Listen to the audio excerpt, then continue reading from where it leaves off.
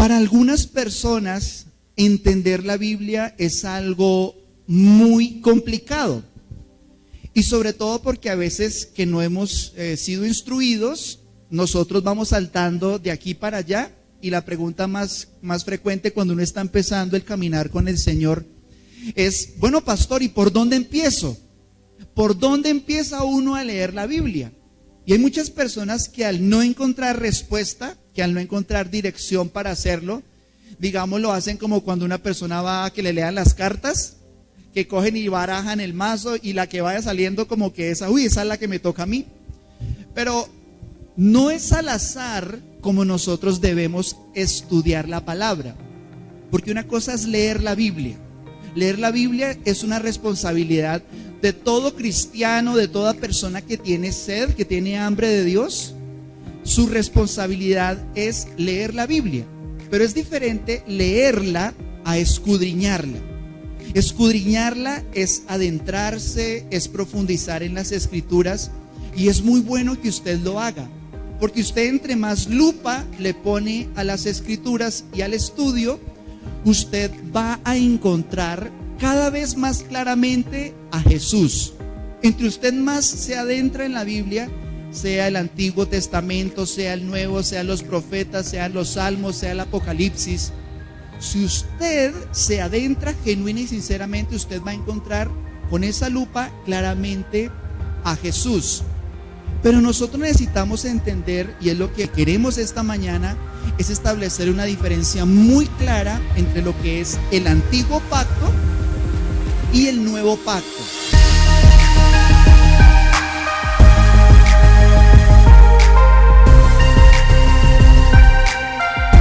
Vamos a ver, para que usted cuando se acerque a la Biblia tenga una mejor comprensión, en qué consiste que la Biblia esté partida por la mitad.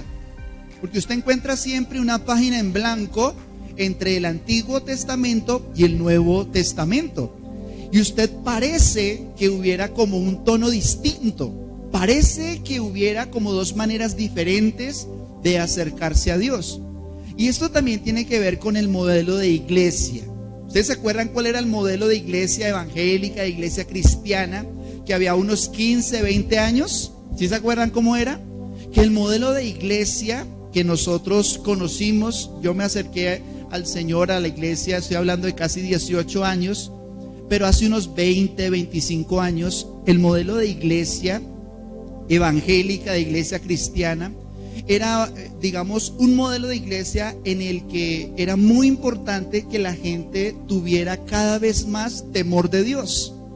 Y era muy importante ser perfecto moralmente, y solamente se pensaba que uno era salvo si sí o sí era una persona que fuera modelo para los demás. Y de ahí viene la frase: mírelos, dizque cristianos, dizque evangélicos. Pero entre usted y yo más nos acercamos a Jesucristo, más claramente encontramos que nosotros no fuimos llamados a vivir por una ley, por una cantidad de patrones de conducta a seguir, sino que ese es el resultado de lo que hace el Espíritu Santo en nosotros. A veces pensábamos que, y ese fue el primer prejuicio que yo tuve de la iglesia cristiana, es que uno tenía que cambiar y ser perfecto para poder buscar a Dios, para poder ir a la iglesia. Y por eso nunca lo hacía, porque siempre decía: no más, esta es la última vez, y ya no vuelvo a salir con mis amigos, no vuelvo a hacer esto, no vuelvo a hacer lo otro. Y siempre venía a mi corazón una sensación muy desafortunada de derrota, de que no pude, de que me quedó grande ser cristiano, de que me quedó grande acercarme a Dios. Y pensaba que ser cristiano era acercarme a Dios. Pero cada vez que el Espíritu Santo me ha venido estos años mostrando cómo fue ese proceso, me di cuenta de que no era yo el que iba a buscar a Dios, sino que ha sido el Señor el que incansablemente todos los días me busca, todos los días me llama, todos los días se acerca a mí. Buscar a Dios realmente es una respuesta de la búsqueda que Dios ya hizo hacia nosotros. Y quiero que tú sepas esto, nunca olvides esto: Dios es el que te está buscando. Es Dios el que te ha venido inquietando desde hace meses, desde hace años. Y el hecho de que nosotros podamos decir, yo amo al Señor, yo creo en Dios, es una respuesta de lo que Dios ya hizo en nosotros. Pero es muy importante entender, y por eso es el título de esta enseñanza, que es el Espíritu el que vivifica. Que el que nos da vida, el que nos dio entrada, el que nos hizo el llamado, es el Espíritu Santo, es la obra de Dios en medio de nuestro corazón. Y tal como lo anunciábamos, este mes hemos venido estudiando solamente esta porción de la Escritura, porque es demasiado relevante para poder servir al Señor en el Espíritu, para servir a Dios guiados por el Espíritu Santo. En 2 de Corintios capítulo 3 versos 4 al 6 dice la Escritura: y tal confianza tenemos mediante Cristo para con Dios, no que seamos competentes por nosotros mismos, para pensar algo como de nosotros mismos, sino que nuestra competencia proviene ¿de quién? Nuestra competencia proviene de Dios, el cual asimismo nos hizo ministros competentes de un ¿qué? De un nuevo pacto. Miren lo interesante y lo poderoso. Y si usted recibe esto que queremos compartir hoy, usted va a entender mucho más claramente la diferencia que hay entre, no es el primero, es el antiguo, no es el segundo, es el nuevo pacto. Usted va a encontrar esta libertad. Dice, nos hizo ministros competentes de un nuevo pacto, no de letra, no de la letra, sino, entonces el antiguo era de la ¿qué? De la letra. Y el nuevo es ¿de qué? Del Espíritu. Y mire lo que dice: porque la letra mata, mas el Espíritu vivifica. Y lo que hablábamos en un inicio, cuando empezamos esta carrera al estudiar este verso en estas 3 semanas, es que confianza tenemos. Hace 15 días, hace un par de semanas, recordamos que nosotros podemos venir al Señor con una libertad, con una confianza, con una proximidad que da como cuando uno es hijo y se acerca al Padre. Yo nunca supe lo que era acercarme a mi papá para que me ayudara, pero sí supe que acercarme a mi mamá era mi seguridad y mi confianza. Pero cuando uno se acerca a Cristo, encuentra la libertad, la confianza para acercarse a Dios. ¿Ustedes se acuerdan en el monte de la transfiguración? Que estaban Pedro, Juan y Jacobo, y vino una nube y dijo algo tremendo. Cuando Pedro dijo, hagamos las 3 enramadas, la voz dijo, este es mi hijo amado, a él escuchen. Pero ¿cuál es la reacción de los apóstoles? Dice que cuando escuchan la voz del Padre, ellos llenos de temor ponen el rostro en tierra y se inclinan, y estaban llenos de terror, dice la Biblia. Pero Jesús les dice, levántense y no teman. Ahí cambia el modelo de acercarse a Dios, y es sin temor y levantados, puestos nosotros con confianza. Dígale por favor a la persona que está a su lado, confianza tenemos. Dígaselo por favor. Pero esa confianza, dice la Escritura, que es mediante Cristo. Si usted no tiene a Cristo, ni se le ocurra acercarse a Dios, porque usted no tiene la confianza suficiente.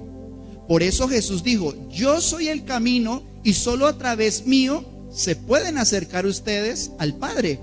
Más literalmente lo dijo el Señor, nadie viene al Padre sino a través de mí. Entonces su confianza y mi confianza solamente está basada en Cristo. Pero dice, ¿por cuál razón? Dice, porque nos hizo ministros competentes.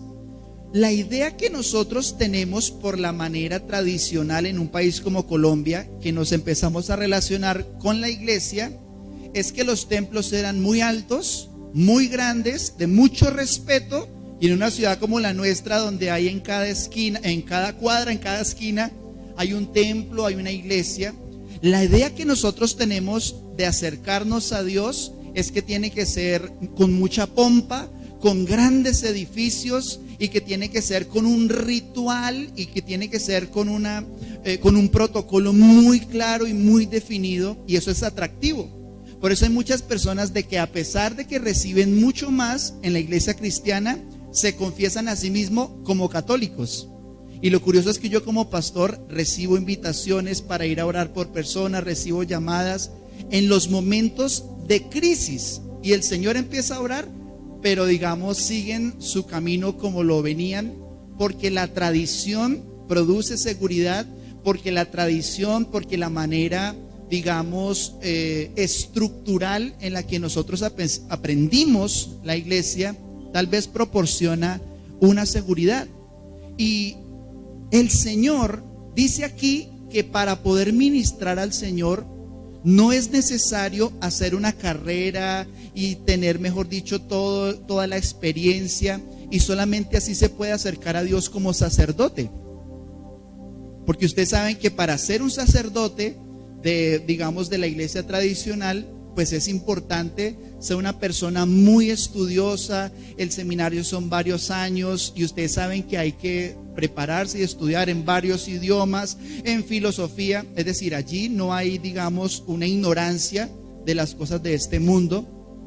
Pero ¿qué enseña la Escritura? Que ¿quiénes son los sacerdotes? Hay un sumo sacerdote solamente. ¿Cómo se llama ese sumo sacerdote? El sumo sacerdote es Jesucristo. Pero dice la Escritura que ya no es como antes, que solamente los levitas, Moisés y algunas personas específicas podían tener un sacerdocio ante el Señor. No eran poquitos, no son algunas personas. La Biblia enseña que en Cristo, óigame muy bien, en Cristo todos somos un pueblo, dice la Biblia, de reyes y de sacerdotes. Entonces, en Cristo todos somos nivelados, no por lo bajo, porque dice el Señor: yo no los llamaré siervos, sino que los llamaré amigos. Sino que somos nivelados por lo alto, y nos concede el Señor un honor. Y es un honor muy grande. Quiero que usted entienda que Él fue el que nos hizo ministros competentes. Es decir, usted, por lo que hizo Jesús en la cruz y por la obra del Espíritu Santo, tiene una capacidad que antes no tenía. Y usted puede, tal cual como un sacerdote lo hace, acercarse directamente a Dios.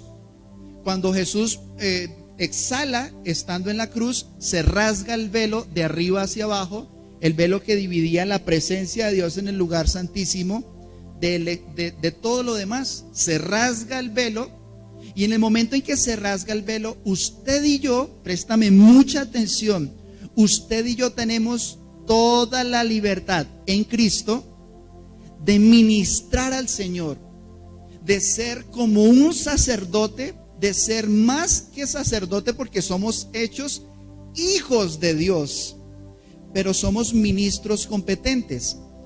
Pero dice la expresión, dice, de un nuevo pacto. Un nuevo pacto. Y quiero que usted me acompañe a estudiar algunos versículos, pero establezcamos unos principios para ver lo que la Biblia enseña, acerca de esto que venimos hablando. En primer lugar, son dos pactos muy diferentes.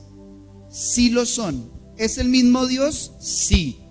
¿Es la misma Biblia? Sí. ¿Es el mismo propósito? Sí, es el mismo. Sin embargo, son dos pactos muy diferentes. El pacto que aparece en el Antiguo Testamento, en la antigüedad, Dios, el mismo Dios que tenemos, se relacionaba con los hombres de una manera diferente, sustancialmente y sustantivamente diferente a como nosotros podemos hacerlo hoy en día. ¿Cuál era el lema del antiguo pacto? ¿Cuál era el lema que aparece en la ley de Moisés? El antiguo pacto se puede resumir así: haz lo correcto y vivirás. Es decir, tiene que hacer, o si no, usted no puede estar delante de Dios. La Biblia enseña que cuando una persona irrespetaba el sábado, debía ser apedreada. Entonces, en el antiguo pacto, en el Antiguo Testamento, había una montaña y Dios dijo: nadie se me acerque a esta montaña, porque el que se acerque a esta montaña debe morir irremisiblemente. Entonces, si alguien hacía lo incorrecto, si alguien faltaba a la ley en cualquier aspecto, no podía vivir, no podía acercarse al Señor, no podía ministrar al Señor. Eso lo explica el apóstol Pablo en Romanos capítulo 10, verso 5. Dice así: de la justicia que es por la ley, Moisés escribe así: el hombre que haga estas cosas vivirá por ellas. ¿El hombre que qué? ¿El hombre que qué? Haga, o sea, hacerlas. O sea, si Dios decía algo, y si la palabra y si la ley decía algo, que había que hacer. Ese era el lema del Antiguo Testamento. Gálatas capítulo 3, versos 11 y 12 hablan de lo mismo. Dice: y que por la ley ninguno se justifica para con Dios, es evidente, porque el justo por la ¿qué? El justo por la fe vivirá. Y la ley no es de fe, sino que dice, una vez más dice: el que hiciere estas cosas vivirá por ellas. Entonces, repito, usted tiene que tener muy claro esto cuando usted estudie y se aproxime y profundice en la Biblia. Antiguo Testamento, hacer. Para agradar a Dios, hacer. Para caminar con el Señor, hacer. Para vivir. Pero el nuevo pacto, el Nuevo Testamento, que se instaura cuando Cristo nace y habita con nosotros y empieza su ministerio, ese nuevo pacto tiene una vigencia. Y la vigencia es cuando están en la Santa Cena. ¿Ustedes se acuerdan que en la Santa Cena el Señor dice: esta es, cuando levanta la copa dice: esta es mi sangre que será derramada por ustedes? Y dice: este es un nuevo pacto, la sangre de un nuevo pacto. Un nuevo pacto empezó en ese momento. Pero ¿en qué consistía ese pacto? ¿En qué consistía el antiguo? Hacer. Pero el lema que podríamos resumir del nuevo pacto es: cree lo correcto y vivirás. En el antiguo se habló de fe en varias oportunidades, pero donde se revela claramente en qué consiste la fe, y siempre que alguien se acercaba a Jesús, ustedes encuentran esa expresión: por cuanto creíste, tengan fe, el que cree en mí. Y usted va a encontrar, por ejemplo, en el Evangelio de Juan, que cada muy pocas frases siempre aparece la palabra creer, creyeron, creerán, o la expresión tener fe o confiar en el Señor. Por eso es tan diferente la manera de relacionarse con el Señor, porque en el antiguo es hacer, pero en el nuevo es creer. El nuevo tiene acceso por la fe. Mucha atención a lo que dice Gálatas capítulo 3, verso 12. Dice así: en Él, o sea en Cristo, también ustedes, ¿habiendo qué? ¿Habiendo qué?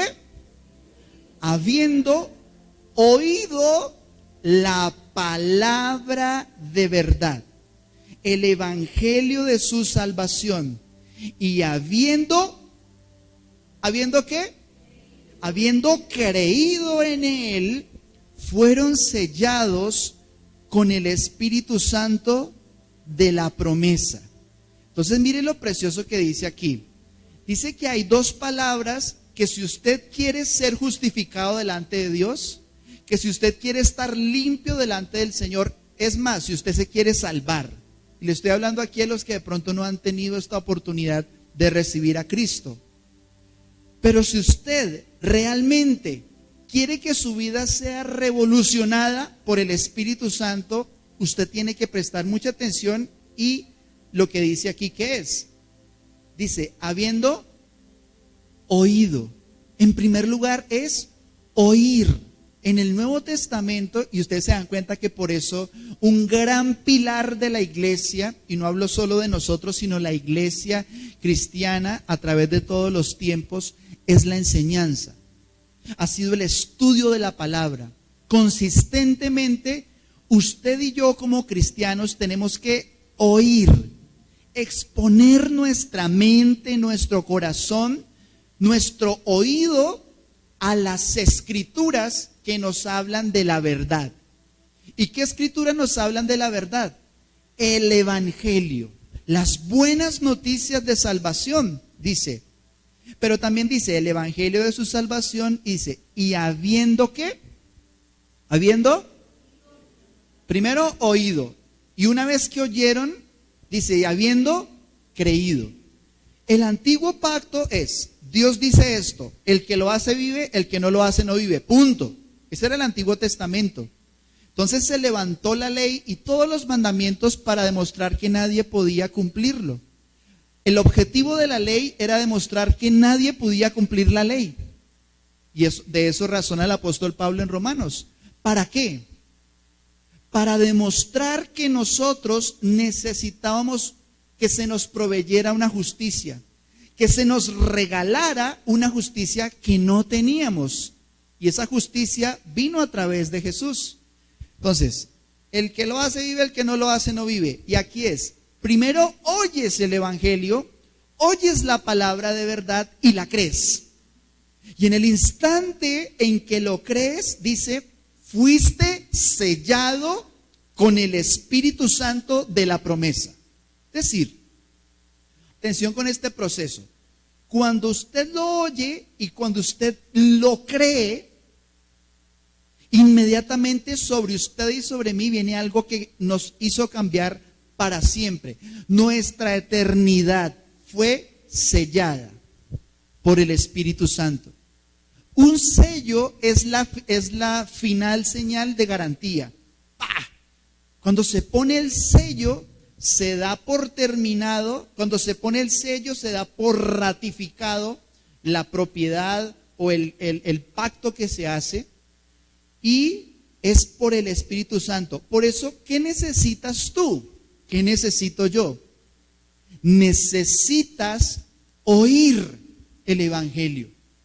Lo que tú necesitas escuchar, lo que tú necesitas oír continua y frecuentemente, constantemente, son las buenas noticias de salvación. Por eso yo le pido al Señor que en nuestra mente, en nuestro corazón, el modelo de iglesia no sea un modelo en el que todo el mundo tiene que hacer para poder vivir, sino un modelo de iglesia en el que nosotros podemos oír para creer y entonces ser sellados por el Espíritu Santo. Tú necesitas oír constantemente el Evangelio. Por eso ir a la iglesia nunca ha sido cumplir solamente. Por eso ir a la iglesia, venir y ser la iglesia, no solamente es un club social, sino que tiene que ver con el centro de lo que nosotros hacemos, el mensaje de salvación, que es el Evangelio. Y préstame mucha atención, porque eso lo vamos a ver mucho más profundo cada vez que vayamos en este estudio. Dice Gálatas, capítulo 3, verso 2. Esto solo quiero saber de ustedes, pregunta el apóstol Pablo a los que habitaban en Galacia. ¿Recibieron el Espíritu por las obras de la ley? O sea, por el hacer. ¿O por qué? ¿Por qué? Pastor, o sea que usted me está diciendo que una persona recibe la obra del Espíritu Santo por oír. S.I. Sí.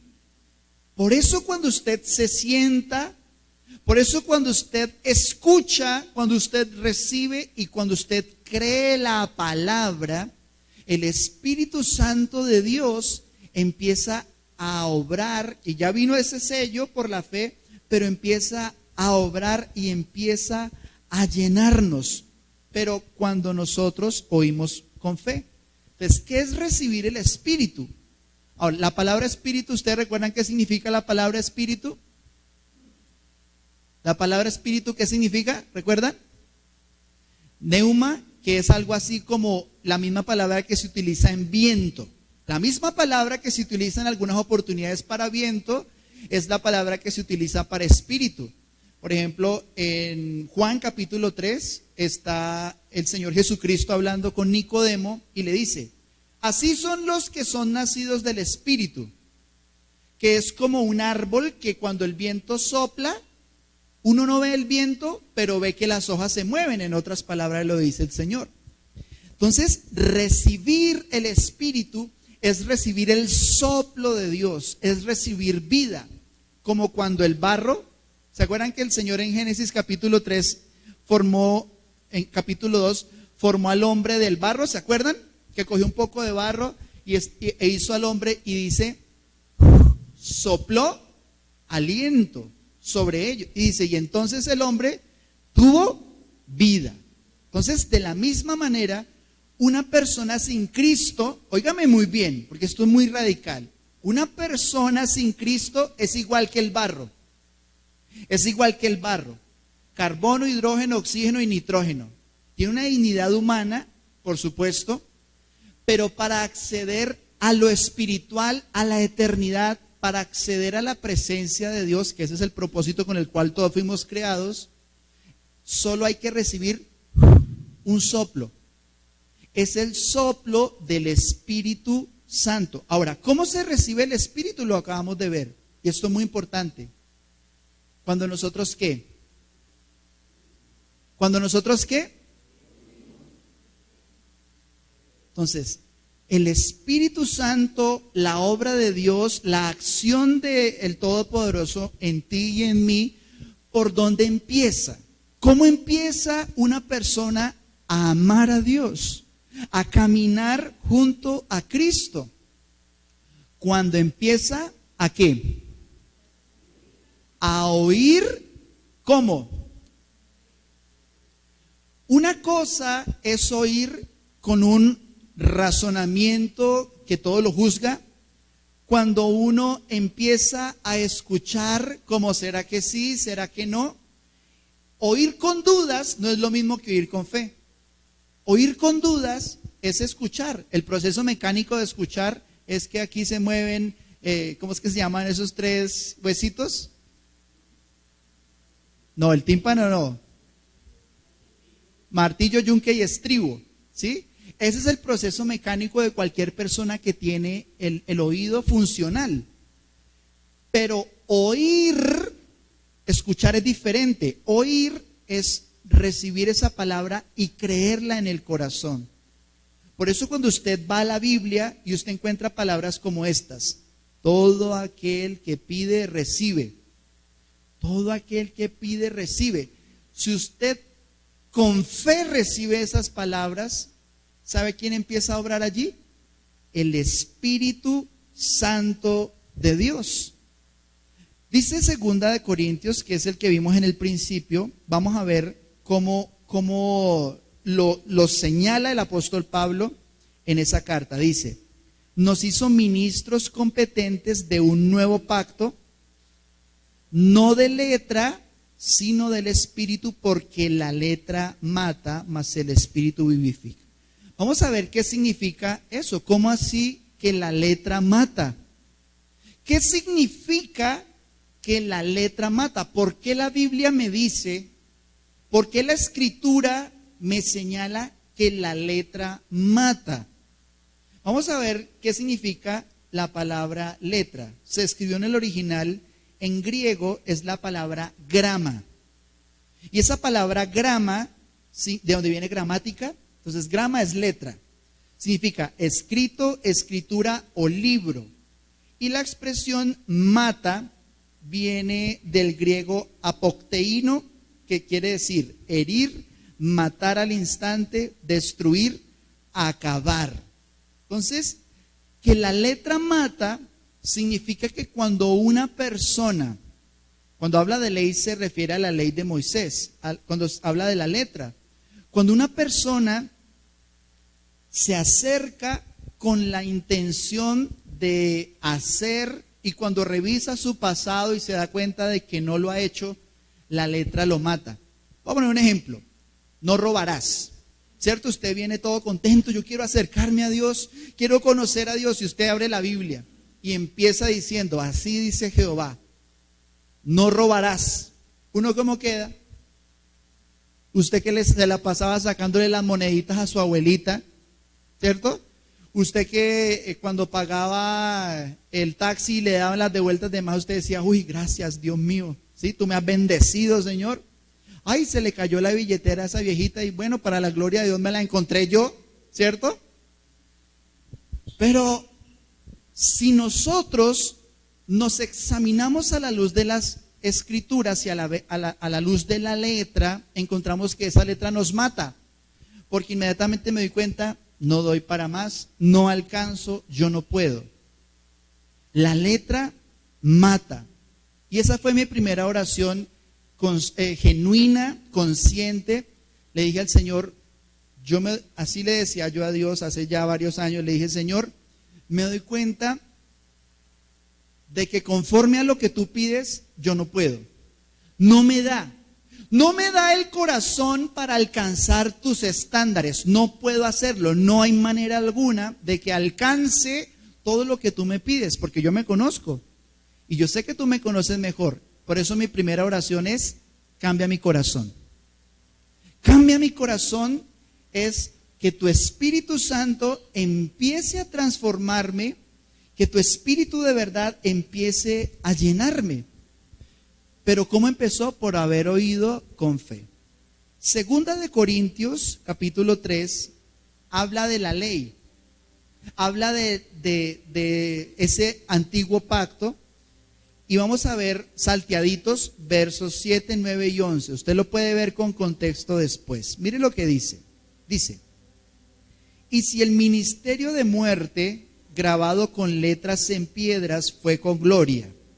Y dice más adelante, el ministerio de condenación fue con gloria. Mucho más abundará en gloria el ministerio de justificación. Y en el 11 dice, porque si lo que perece tuvo gloria, mucho más glorioso será lo que permanece. Entonces, usted, insisto, usted lo debe y lo puede estudiar con más detenimiento y con el contexto en su casa.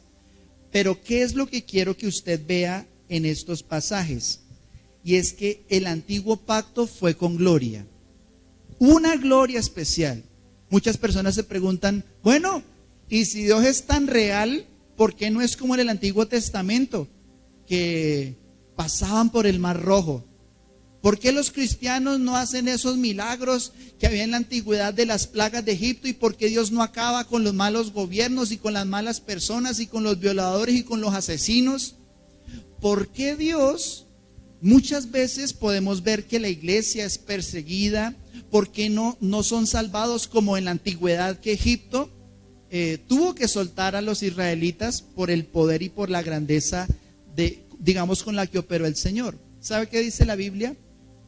La Biblia enseña que todo eso sucedió como algo muy glorioso, pero que lo que nosotros tenemos es mucho más glorioso. ¿Sabe por qué?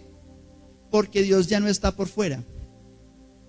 Porque no es Dios por fuera el que abre el mar, no es Dios por fuera el que hace las plagas y el que hizo todo lo necesario para sacar de Egipto a Israel, sino que hoy en el nuevo pacto es Dios el que habita en nuestro interior.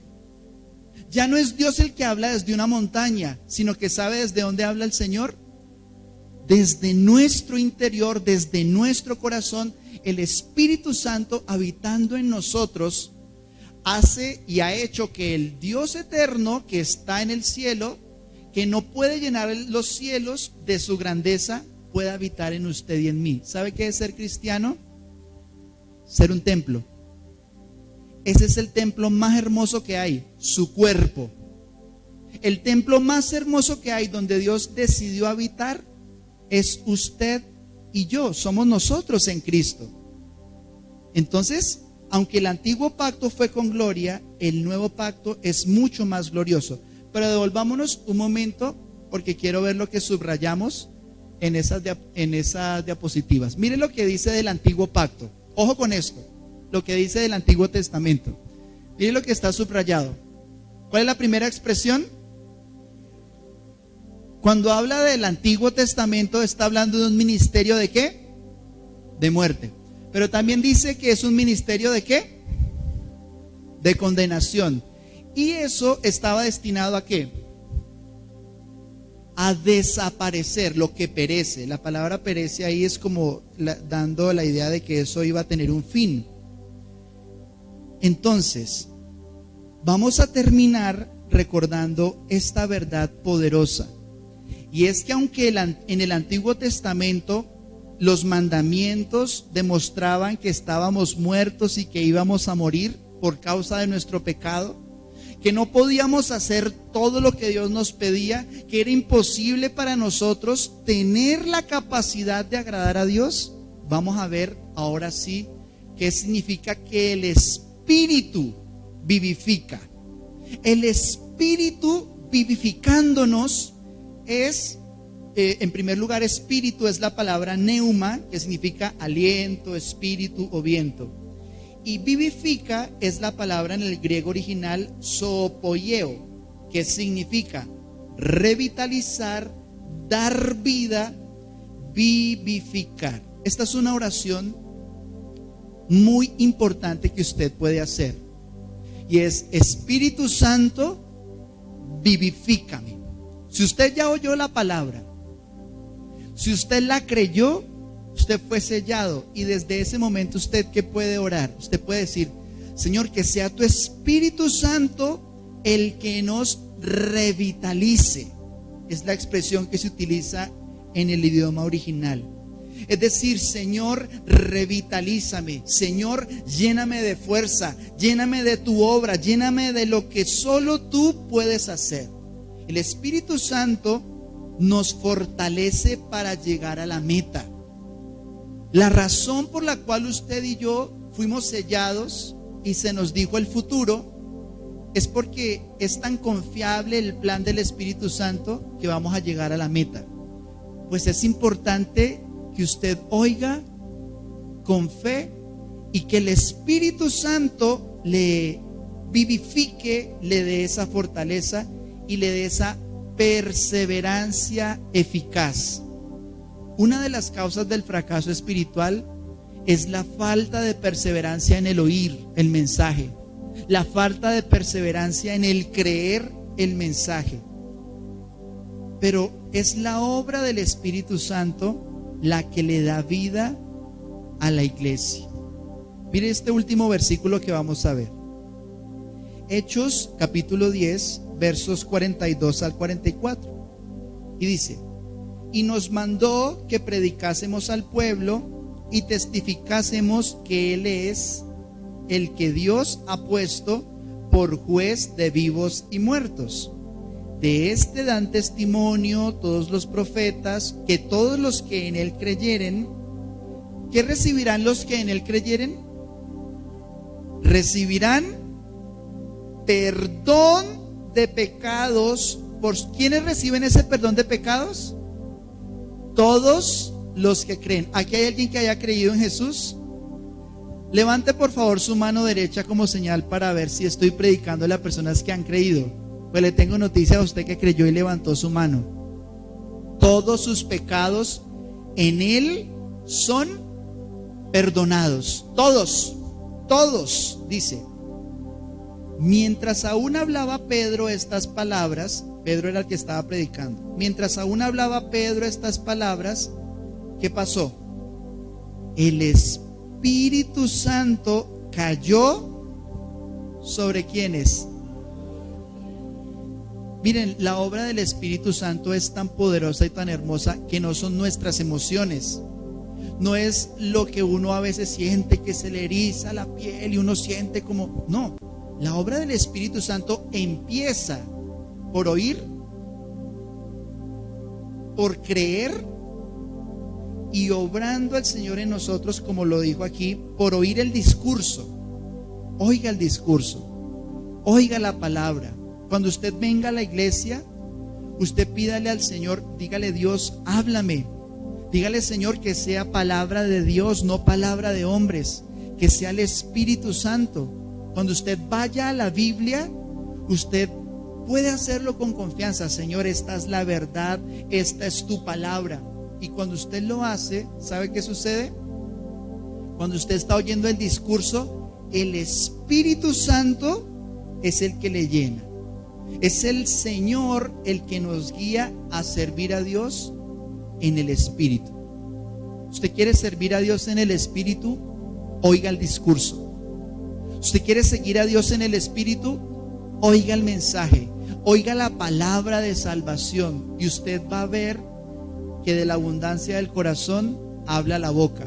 Si su corazón se llena del Evangelio, si su corazón no se llena de la ley que mata, si su corazón no se llena del Antiguo Testamento que mata, dice la Biblia, el Antiguo Pacto, la palabra escrita allí dice que mata, sino que usted por el Espíritu Santo se llena de Dios y predica a Jesús, predica el perdón de pecados, ahí empieza cada vez más la obra del Espíritu Santo. Pastor, o sea que no tengo que leer el Antiguo Pacto. No, ya lo dije al principio. Entre usted más se aproxima en cualquier parte de la Biblia, usted cada vez más claramente va a ver a Jesús. Usted encuentra a Cristo en todas las partes de la Biblia. Toda la escritura es inspirada por Dios, pero las palabras de Jesús son las que nos llenan del Espíritu. Jesús lo dijo: mis palabras son espíritu y son vida. Pastor, ¿por dónde se empieza a leer la Biblia? Los evangelios: Mateo, Marcos, Lucas y Juan. Por ahí se empieza. ¿Por dónde se continúa? Hechos de los Apóstoles. ¿Por dónde se continúa? Todos de ahí en adelante: Primera de Corintios, Segunda de Corintios, Primera de Tesalonicenses, Segunda de Tesalonicenses, Gálatas, Efesios, Filipenses, Colosenses. Todo hasta Judas. Llegue a Judas. Después de que usted llegue a Judas, usted ahí sí empieza: Génesis, Éxodo, Levítico, Números, siempre, ¿sí? Luego sí los históricos y los profetas. Y vuelva otra vez a los evangelios, y devuélvase para los salmos, y luego a los proverbios, y luego a los profetas. Yo estoy aquí dando solamente una estructura, pero usted siempre, siempre, siempre pídale al Señor que le ayude a ver a Jesús en toda la escritura y a entenderla por el Espíritu, porque la letra mata, pero el Espíritu vivifica. Que más que una emoción, más que un sentir que se nos eriza la piel, más sentir que hay alguien que se cae o que tiembla, que el Espíritu Santo nos llene para dar este mensaje de la mejor manera posible cada vez. Amén.